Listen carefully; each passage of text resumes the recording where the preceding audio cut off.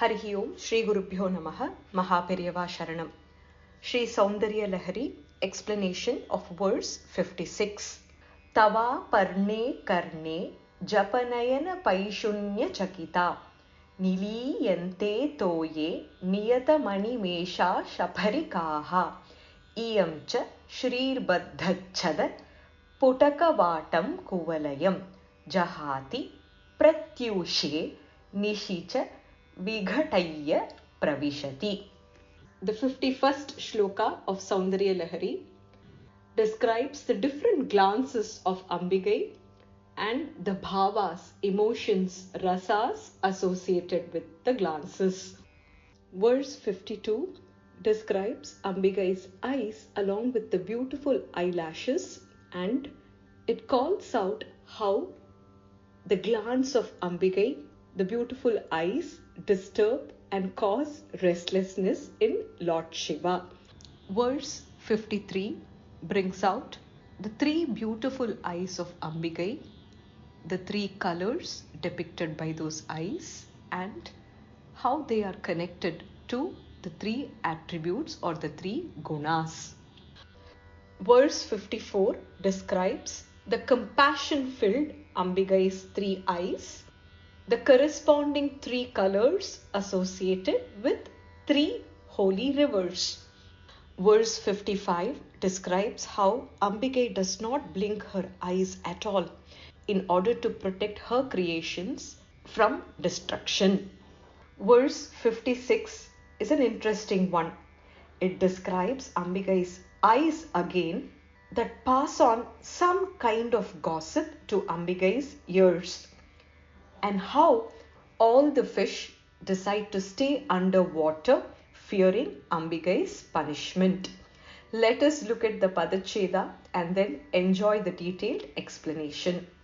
Tava aparne karne japa nayana paishunya chakitaha niliyante toye niyatam animeshaha shaparikaha iyamcha shrihi baddha chadaha putakavatam kuvalayam jahati pratyushe nishi cha vighataya pravishati. Tava aparne karne japanayana paishunya chakitaha. Tava, your, aparne, O Aparna. Ambigai carries the special name. When she was born as the daughter of Himavan, she wanted to marry Mahadeva, Lord Shiva. And for that she performed utmost penance.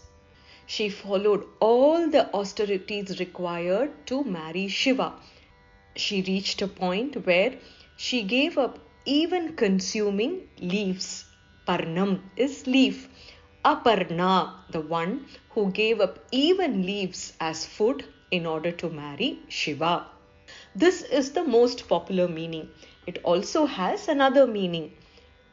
Aparna, when a bhakta prays to Ambigai asking for something, she immediately grants that bhakta with whatever he asks for. Hence, she is never in debt. Aparuna.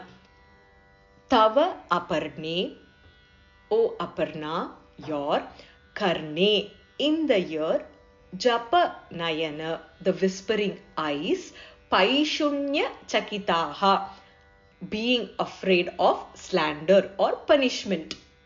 Shankara says, O Aparna, your eyes go all the way to the ear and they whisper something. At that moment, being afraid of slander or punishment, niliyante toye niyatam animeshaha shaparikaha. Niliyante, they hide. Toye, in water.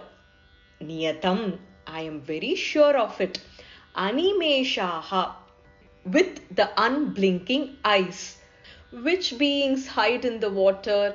Shaparikaha, the glittering female fish. O Aparna, Your eyes move all the way to the ears, and when we look at it, it seems as though they are gossiping or stating something to your ears. Afraid of slander, assuming that the eyes are talking about them, they, the glittering female fish with unblinking eyes, hide in water, and I am certain of that. Iyam cha shrihi baddha putakavatam kuvalayam. Iyam cha shrihi. This is the place of the goddess of beauty, Lakshmi Devi. Baddha chadaha. Baddha is closed and chadaha is petals. Putakavatam, which is fastened like a door. Kuvalayam. Where is it fastened? In the blue water lily. Goddess Lakshmi has the blue water lily as her residence. What does she do? She closes the petals like we would fasten a door, and jahati pratyushe nishicha vighatayya pravishati. Jahati, she abandons. Pratyushe, at dawn. Nishicha, and at night. Vighatayya, she opens, and pravishati, enters the same kuvalayam, the blue water lily. O Aparna, it is certain that the glittering female fish hide in water, the fish that have the unblinking eyes. They are afraid of slander by your eyes whispering in your ear. Abandons, and the goddess of beauty, who abandons the blue water lily with closed petals fastened like a door at dawn, and enters having opened it at night, so as to reside in your eyes during the day and at the residence of lily at night. And this is what the eyes communicate to Ambigai's ears. Such a beautiful description. O Aparna, it is for sure that the black female fish in the stream who don't close their eyes fear your long eyes that resemble them, because they assume the eyes murmur bad about them or gossip about them in your ears, which are close to them. It is also for sure that the goddess Lakshmi enters the blooming blue lily flowers before your eyes close at night for Yoga Nidra and re-enter in the morning when they open. The shloka refers to Ambigai in the context of Meenalochani. One always remembers Madurai Meenakshi temple at Madurai. Vaktra Lakshmi, the glow of Ambigai's face is like a great flow. Her eyes shine and they move here and there, just like the fish in the pond. Aparna, the daughter of Himavan, performed several austerities. Even sages sustain themselves on fallen leaves. However, Aparna abstain from eating the likewise even. Into your eyes seem to speak or mutter. Being afraid of the tales being told by the ears, the fish are competing amongst themselves and they experience fear. Hence, they keep swimming underwater instead of the surface. This also implies animesha, without closing the eyes, even for a twinkling of an eye, like a fish. Indeed, Ambigai's eyes are hardly closed even when she is in Yoga Nidra, since the worlds perish when Ambigai closes her eyes. Adi Shankara assures us of her desire to keep the worlds alive, just like the fish that does not sleep in water, as they always have to be alert. Tava aparne karne japanayana paishunya chakitaha. O Aparna, looking at the whispering of your eyes in your ear and afraid of slander, niliyante toye niyatam animeshaha shaparikaha. The glittering female fish with unblinking eyes hide in water, and that is certain. Iyam cha shrihi baddha chadaha putakavatam kuvalayam. The goddess of beauty, Mahalakshmi, leaves the blue water lily with a closed petal resembling a fastened door. Jahati pratyushe nishicha nighataya pravishati. She abandons that flower at dawn, and at night she abandons your eyes and enters into the opened petals of blue water lily. The corresponding namas from Lalita Sahasranamam. Aparna. In order to marry Mahadeva, she who performed the strictest austerity without consuming even leaves. Vaktralakshmi Parivaha Chalanmeena Bhalochana. She who has beautiful eyes which look like fish in the pond of her face. This shloka can be chanted for the curing of eye diseases and to be freed from imprisonment. Thus concludes the explanation of verse 56 of Sri Soundarya Lahari. Sarvam Krishnarpanamastu. Harihi Om Tatsat. Mahaperiyava Sharanam. Jai Jai Shankara.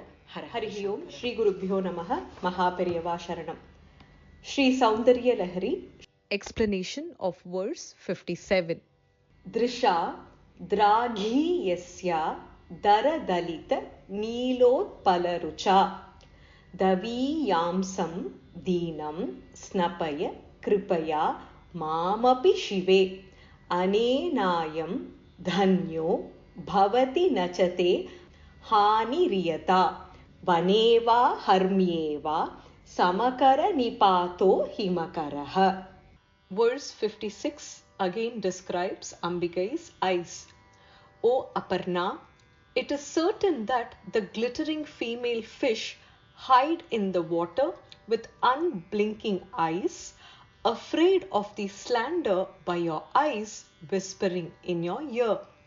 The goddess of beauty, Mahalakshmi, abandons the blue water lily with closed petals fastened like a door at dawn, and she enters having opened the blue water lily at night so as to reside in Shakti's eyes during the day and in the lily at night. Verse 57 again describes Ambikai's compassion-filled glance, which does not have any kind of bias. Let us look at the Padacheda and then detailed explanation. Drisha draghi yasya dara dalita neelotpala rucha daviyamsam deenam snapaya kripaya mam api shive anena ayam dhanyah bhavati na cha te hanihi iyata vaneva harmyeva samakara nipataha himakaraha. The speciality or the uniqueness of any mother is that she treats all her children equally. The same goes true for the universal mother as well. Adi Shankara has beautifully brought out the glance of Ambikai, which is filled with compassion, that showers blessing on each and every devotee without any bias. The first line goes, Drisha draghi yasya dara dalita neelotpala rucha. Drisha, by your look, your glance, draghi yasya, which is far-sighted, dara dalita, which is slightly blossomed, neelotpala rucha, with the beauty like that of a blue lotus. Ambikai's eyes resemble the petals of the blue lotus, which are slightly blossomed. Her glance is far-sighted. As a result, davi yamsam deenam snapaya kripaya mam api. The usage of mam api is unique here. Mam api, me also, a devotee like me also. And why that also? Davi yamsam, the one who is far, far away from Ambal, unable to express any bhakti or devotion towards her. Deenam, the poor one, the incapacitated one. Kripaya snapaya. You bathe me in compassion.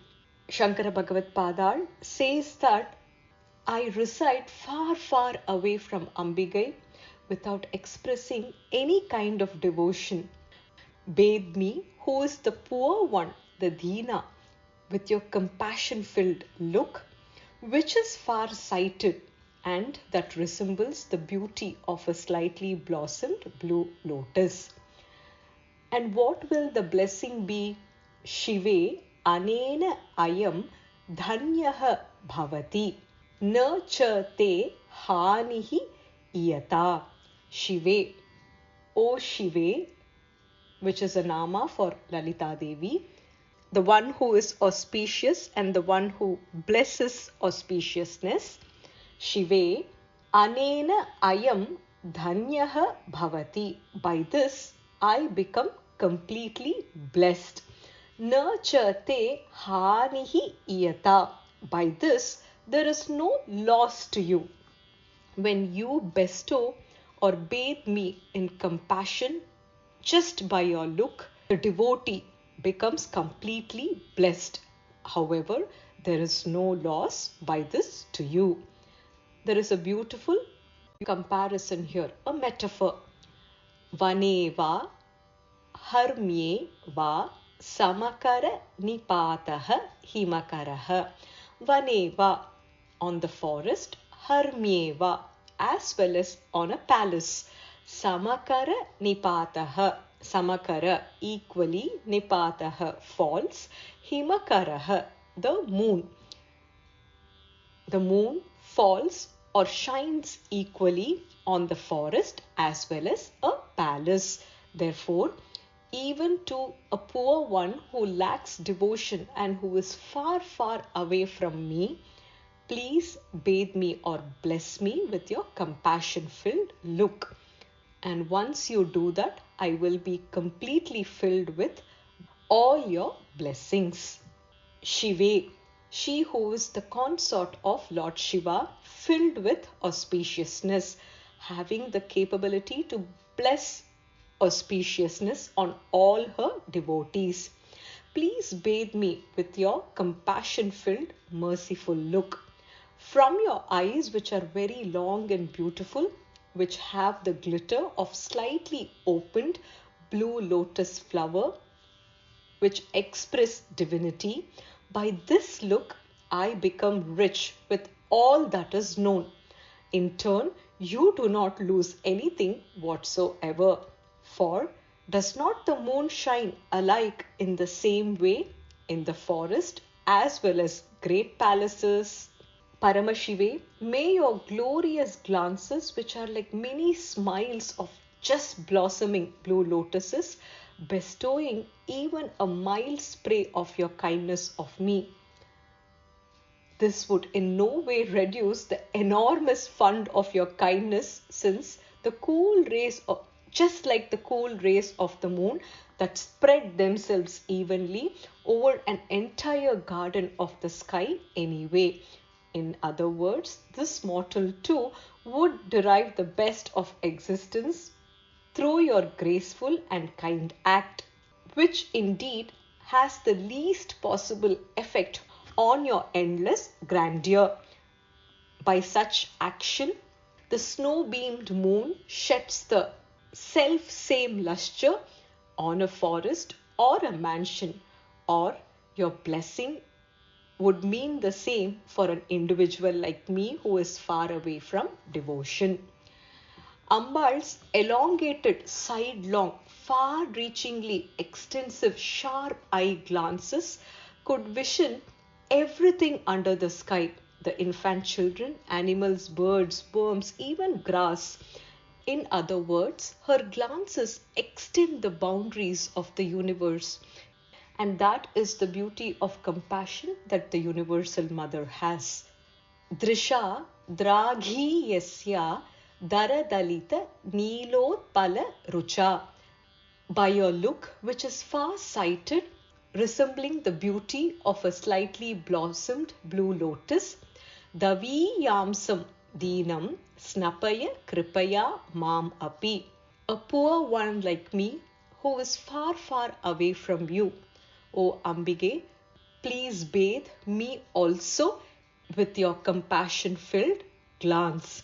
Shive anena ayam dhanyaha bhavati nurchate hanihi iyata. O Shive, the auspicious one, by this devotee myself becomes completely blessed, and there is no loss to you whatsoever. Vaneva harmyeva samakara nipataha himakaraha. The moon falls equally on the forest as well as the palace. The corresponding namas from Lalita Sahasranamam. Shri Shiva, the one who is the personification of auspiciousness, the one who bestows auspiciousness. Darandolita Dirghakshi, she who has long eyes which have slight movement. Tapatrayagni Santapta Samahladana Chandrika, she who is like the pleasure-giving moon to those who suffer from 3 types of pain, 3 types of fire.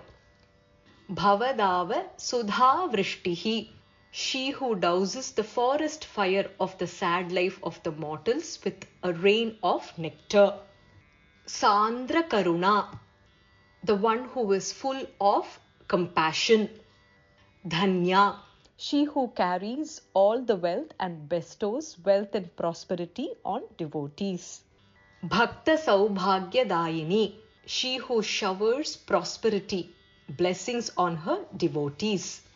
This shloka can be chanted for all-round prosperous blessings. Thus concludes the explanation of verse 57 of Sri Soundarya Lahari. Sarvam Krishnarpanamastu. Harihi Om Tatsat. Mahaperiyava Sharanam. Jai Jai Shankara. Hara Hara Shankara. Harihi Om. Shri Gurubhyo Namaha. Mahaperiyava Sharanam. Sri Soundarya Lahari. Explanation of verse 58. Aralam te pali yugalam agarajanya tanaye न केशामाधत्ते कुसुमशरकोदण्डकुतुकं तिरश्चीनो यत्र श्रवणपथमुल्लङ्घ्य विलसन् अपाङ्गव्यासङ्गो दिशति शरसन्धानधिषणाम्. Verse 56 again describes Ambikai's eyes. O Aparna, it is certain that the glittering female fish hide in the water with unblinking eyes, afraid of the slander by your eyes whispering in your ear. The goddess of beauty, Mahalakshmi, abandons the blue water lily with closed petals fastened like a door at dawn, and she enters having opened the blue water lily at night so as to reside in Shakti's eyes during the day and in the lily at night. Verse 57 again describes Ambigai's compassion-filled glance, which does not have any kind of bias. Shive, she who is the consort of Lord Shiva, filled with auspiciousness, having the capability to bless auspiciousness on all her devotees. Please bathe me with your compassion-filled, merciful look. From your eyes, which are very long and beautiful, which have the glitter of slightly opened blue lotus flower, which express divinity, by this look I become rich with all that is known. In turn, you do not lose anything whatsoever. For does not the moon shine alike in the same way in the forest as well as great palaces? The 58th verse describes the relationship between Ambigai's eye glance, Manmata's bow, and how Ambigai's eyes are described as the arrow that is being strung on the bowstring. Let us look at the Padacheda and then detailed explanation. Aralam te pali yugalam aga rajanya tanaye na kesham adhatte kusuma shara kodanda kutukam. Tirashchinaha yatra Shravanapatham Ullanghya Vilasan. Apanga Vyasangaha Dishati Shara Sandhana Dishanam. Aralam Te Pali Yugalam Aga Rajanya Tanaye. Aga Rajanya Tanaye. O the daughter of the royal mountain, Himavan, Himalaya. Aralam, that which is curved. Te Pali Yugalam, the margins of your pair of eyes, the region between your eyes and ears. Na Kesham Adhatte Kusuma Shara Kodanda Kutukam. Na Kesham Adhatte, in whom will it not create Kusuma Shara, one with the flower arrow, that of Manmatha. Kodanda, resembling the bow of Cupid, Manmatha. Kutukam, indeed, vehemently, it will create that kind of thought. O the daughter of royal mountain, the curved margins of your pair of ears, in whom will it not create the vehement belief of being that it is indeed the bow which is carried by Manmatha. Tirashchinaha yatra Shravanapatham Ullanghya Vilasan. Tirashchinaha, horizontal. Yatra, wherein Shravanapatham, the reach of the ear, Ullanghya Vilasan, it glitters, having passed through. Now the glance of Ambigai, which is almost horizontal and it is elongated in nature, reaches the ear, having passed through it, and appears to be glittering. Apanga Vyasangaha Dishati Sharasandhana Dishanam. Apanga, the corner of the eye. Vyasangaha, the attention. Dishati, indeed it produces. Sharasandhana, like Manmatha fixes his arrow. Dishanam, that kind of understanding. To summarize the meaning, O the daughter of the royal mountain, Himavan, the curved margins of your pair of ears, in whom will it not create the vehement belief of being the bow which is carried by Manmatha, wherein the attention of the corner of your eye, having passed through the reach of the ear, appears to be glittering. Indeed, it produces the understanding of an arrow that is fixed by Manmatha to the bowstring. This verse describes the place between the outer corner of Ambigai's eyes and the earlobes. This place appears curved and hence it is compared to the bow of Manmatha. The comparison is drawn to Manmatha's bow because it is soft in nature. Indeed, hence everyone mistakes that particular place between her eyes and ears as Manmatha's bow. When there is a bow, there has to be an arrow. Ambigai's side glance is described as the flower arrow that is stringed on Manmatha's bow. O goddess, who is the daughter of the king of mountains, who will not but believe that the two arched ridges between your eyes and ears are indeed the soft, beautiful bow of the god of love, Manmatha? The side glances of your eyes, piercing through these spaces, make one wonder as if the arrows have been sent through your ears, which indeed present themselves in a glittering form. Ambigai's broad face that terminates between the ears and the eyes are like the bow of Manmatha, and arrows being so provocative as though to tempt Kamadeva to get his arrows readied. That indeed is Ambigai's side glance. To whom indeed would the arched pair of ridges between Ambigai's eyes and ears not convey the grace of the flower-arrowed god of love, Manmatha? Ambigai's elongated side glances directed across the ridges and reaching the vicinity of her eyes create an impression as though the arrows are being mounted on the bowstring. In the other words, the negative interrogation of the first half of the stanza presupposes an affirmative reply in the second half. In the second half, the oblique horizontal glance of Ambigai is portrayed as the mounting of an arrow on the bowstring, the eye being compared to that of an arrow. Aralam te pali yugalam agarajanya tanaye. O the daughter of the royal mountain, Himavan, Himalaya, the curved margins of your pair of ears, na kesham adhatte kusuma sharako danda kutukam. In whom will it not create, the one with the flower arrow, Cupid, the belief that it is indeed his bow? Tirashchinaha yatra shravanapatham ullanghya vilasan.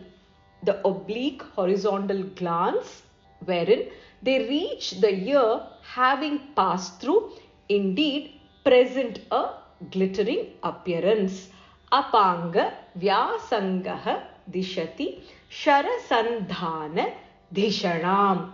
The corner of the eye and its attention produces a belief as though an arrow is being fixed on Manmatha's bow. And that is the understanding that produces for everyone who looks at Ambigai's Pali, the region between the eyes and the ears. The corresponding namas from Lalita Sahasranamam. Shailendra Tanaya, the daughter of the king of mountain, Himavan. Padmaraga Shiladarsha Paribhavi Kapola Bhuhu. Her cheeks that outshine the Padmaraga ruby gem. This shloka can be chanted to cure all and every type of diseases. Thus concludes the explanation of verse 58 of Sri Soundarya Lahari. Sarvam Krishnarpanamastu. Harihi Om Tatsat. Mahaperiyava Sharanam. Jai Jai Shankara. Hara Hara Shankara. Harihi Om. Shri Gurubhyo Namaha. Mahaperiyava Sharanam.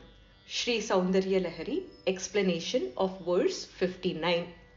Sphurat Ganda Bhoga Pratiphalita Tatanka Yugalam Chatush Chakram Manye Tava Mukhamidam Manmatharatham Yamaruhya Druhyati Avani Rathamarkendu Charanam Mahaviro Maraha Pramathapataye Sajjitavate. Verse 56 again describes Ambigai's eyes. O Aparna, it is certain that the glittering female fish hide in the water with unblinking eyes, afraid of the slander by your eyes whispering in your ear. The goddess of beauty, Mahalakshmi, abandons the blue water lily with closed petals fastened like a door at dawn, and she enters having opened the blue water lily at night so as to reside in Shakti's eyes during the day and in the lily at night. Verse 57 again describes Ambigai's compassion-filled glance, which does not have any kind of bias. Shive, she who is the consort of Lord Shiva, filled with auspiciousness, having the capability to bless auspiciousness on all her devotees. Please bathe me with your compassion-filled, merciful look. From your eyes, which are very long and beautiful, which have the glitter of slightly opened blue lotus flower, which express divinity, by this look I become rich with all that is known. In turn, You do not lose anything whatsoever. For does not the moon shine alike in the same way in the forest as well as great palaces? The 58th verse describes the relationship between Ambigai's eye glance, Manmatha's bow, and how Ambigai's eyes are described as the arrow that is being strung on the bowstring. O the daughter of the royal mountain, Himavan, the curved margins of your pair of ears, in whom will it not create the vehement belief of being the bow which is carried by Manmatha, wherein the attention of the corner of your eye, having passed through the reach of the ear, appears to be glittering. Indeed, it produces the understanding of an arrow that is fixed by Manmatha to the bowstring. Verse 59 describes Ambigai's beautiful earrings that she adorns in her ears, and how those earrings and their reflection along with Ambigai's face resembles the chariot of Manmatha. Let us look at the Padacheda and then detailed explanation. Sphurat Ganda Bhoga Pratiphalita Tatanka Yugalam Chatushchakram Manye Tava Mukham Idam Manmatha Ratham Yam Aruhya Druhyati Avani Ratham Arka Indu Charanam Mahaviraha Maraha Pramathapataye Sajjitavate Sphurat Ganda Bhoga Pratiphalita Tatanka Yugalam. Tatanka Yugalam, the pair of earrings, Sphurat, shining, Ganda Bhoga, on Ambigai's cheeks, Pratiphalita, they cause a reflection. Ambigai, adorning a pair of earrings that are shining themselves, cast a reflection on her cheeks that are pure and beautiful looking like a mirror. What do these remind us of? Chatushchakram manye tava mukham idam manmatha ratham. Chatushchakram, 4 wheels, manye, I think, tava mukham idam, your face, that resembles Manmatha Ratham, the chariot of Manmatha, Cupid. I think this face of yours with the pair of earrings reflected on the shining cheeks is like the 4-wheeled chariot of Manmatha. And what does Manmatha do with the chariot?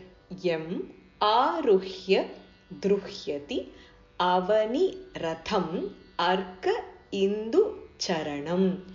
Yam Aruhya, having mounted on that, Druhyati, in order to face in a battle, in a war.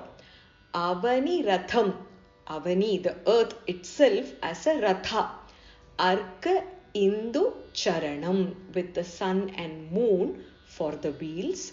Mahaviraha, Maraha, the great warrior, Mara, Manmatha. Pramatha Pataye, the lord of the Pramatha Ganas, the attendants of Lord Shiva, here indicating Maheshwara. Sajjitavate, he is armed to face in battle. I think that this face of yours with the pair of earrings reflected on the shining cheeks resembles the 4-wheeled chariot of Manmatha. Having mounted on that, the great warrior Manmatha, Cupid, seeks to assail Shiva, who is armed with the earth as the chariot, with sun and moon for wheels. O Ambige, I feel that your face with the pair of earrings, the ear studs, which are made of diamonds, shining in golden color, reflect on your 2 mirror-like cheeks. They resemble the 4-wheeled chariot of Manmatha. Perhaps he thought that he can win Lord Shiva, Who rides in the chariot of earth with sun and moon as wheels? Because he was riding in this chariot, that is, Manmatha was riding in the chariot, which is nothing but Ambigai's face itself. Ambigai's earrings themselves are represented as sun and moon in Lalita Sahasranamam, and it has cosmic relevance. In Virat Swarupam, only Suryan and Chandran are appropriate Karnabharanas. Thus, the face of Devi is always resplendent, be it the daytime or the night longs, smashing the darkness. Ambigai's mirror-like Gandabhaga, or the broad face that has cheeks which exhibit reflection, has an expansive space that looks like Manmatha riding his chariot. Perhaps he thought he could wage a battle against Tripurantaka, Lord Shiva, who had Surya and Chandra as his wheels with earth as the chariot itself. Sphurat Ganda Bhoga Pratiphalita Tatanka Yugalam. The pair of earrings that shine and the cheeks that reflect the shining of the pair of earrings. Chatushchakram manye tava mukham idam manmatha ratham. Indeed, I think that the earrings, along with the reflection, resemble the four-wheeled chariot of Manmatha. Your face itself is the chariot that he rides on. Yam aruhya druhyati avaniratham arka indu charanam. Having mounted on that, he feels that he can face in battle against that person who has the earth as the chariot with sun and moon as wheels. Mahaviraha maraha pramathapataye sajjitavate. The great warrior Manmatha thinks that he can face the Lord of Pramathaganas, Lord Shiva, who is armed with earth as a chariot and sun and moon for wheels. The corresponding namas from Lalita Sahasranamam. Kanat Kanaka Tatanka, the one who wears shining golden earrings. Padmaraga Shiladarsha Paribhavi Kapola Bhuhu, she who has cheeks that outshine the Padmaraga ruby gem. Tatanka Yugali Bhuta Tapanodupa Mandala, she who has the sun and the moon as jewels, as earrings in her ears. This shloka can be chanted for attracting everyone and for harmony between husband and wife. Thus concludes the explanation of verse 59 of Sri Soundarya Lahari. Harihi Om, Shri Gurubhyo Namaha, Mahaperiyava Sharanam. Sri Soundarya Lahari, explanation of verse 60. Saraswatya Suktihi Amrita Lahari Kaushala Harihi Pibantyaha Sharvani Shravana Chulukabhyama Viralam Chamatkara Shlagha Chalita Shirasah Kundala Gano Jhanatkaraistareihi Prativachana Machashta Ivate. Verse 56 again describes Ambigai's eyes. O Aparna, it is certain that the glittering female fish hide in the water with unblinking eyes, afraid of the slander by your eyes whispering in your ear. The goddess of beauty, Mahalakshmi, abandons the blue water lily with closed petals fastened like a door at dawn, and she enters having opened the blue water lily at night so as to reside in Shakti's eyes during the day and in the lily at night. Verse 57 again describes Ambigai's compassion-filled glance, which does not have any kind of bias. Shive, she who is the consort of Lord Shiva, filled with auspiciousness, having the capability to bless auspiciousness on all her devotees. Please bathe me with your compassion-filled, merciful look. From your eyes, which are very long and beautiful, which have the glitter of slightly opened blue lotus flower, which express divinity, by this look I become rich with all that is known. In turn, you do not lose anything whatsoever. For does not the moon shine alike in the same way in the forest as well as great palaces? The 58th verse describes the relationship between Ambigai's eye glance, Manmatha's bow, and how Ambigai's eyes are described as the arrow that is being strung on the bowstring. O the daughter of the royal mountain, Himavan, the curved margins of your pair of ears, in whom will it not create the vehement belief of being the bow which is carried by Manmatha, wherein the attention of the corner of your eye, having passed through the reach of the ear, appears to be glittery. Indeed, it produces the understanding of an arrow that is fixed by Manmatha to the bowstring.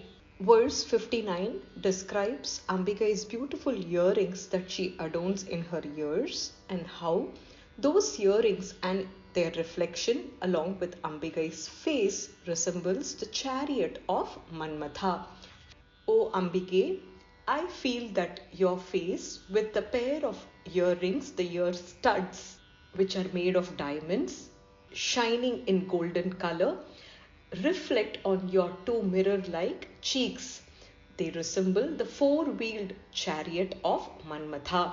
Perhaps he thought that he can win Lord Shiva, who rides in the chariot of earth with sun and moon as wheels, because he was riding in this chariot. That is, Manmatha was riding in the chariot, which is nothing but Ambigai's face itself.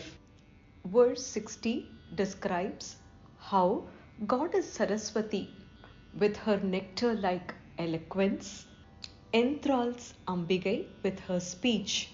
Ambigai, enjoying the beauty of her speech, nods her head in enjoyment.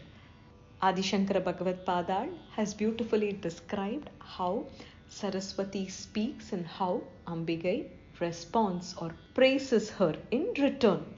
Let us look at the Padacheda and then detailed explanation. Saraswatyaha Suktihi Amrita Lahari Kaushala Harihi Pibantyaha Sharvani Shravana Chulukabhyam Aviralam Chamatkara Shlagha Chalita Shirasaha Kundala Ganaha Jhanatkaraihi Taraihi Prati Vachanam Achashta Iva Te Saraswatyaha Suktihi Amrita Lahari Kaushala Harihi. Saraswatyaha, of Saraswati, Suktihi, the excellent speech, Su Uktihi Suktihi. Amrita Lahari, the wave of nectar, Kaushala Harihi, that which is capable of depriving the felicity. Pibantyaha Sharvani Shravana Chulukabhyam Aviralam. Pibantyaha, while drinking, Sharvani, O Sharvani, Sharva's consort, Shakti. Shravana Chulukabhyam, by the small cups of the ears, Aviralam, continuously. O Sharvani, while continuously drinking by the cups of your ears the excellent speech of Goddess Saraswati, which is capable of depriving the felicity of the wave of nectar. What happens then? Chamatkara Shlagha Chalita Shirasaha Kundala Ganaha. Chamatkara, the poetical charm, Shlagha, that which is being praised. Chalita Shirasaha. When we truly enjoy something, we automatically nod our head. Chalita, nodding. Shirasaha, the head. Kundala Ganaha, the collection of earrings that Ambigai is wearing. Jhanatkaraihi Taraihi, Prativachanam Achashta Iva Te.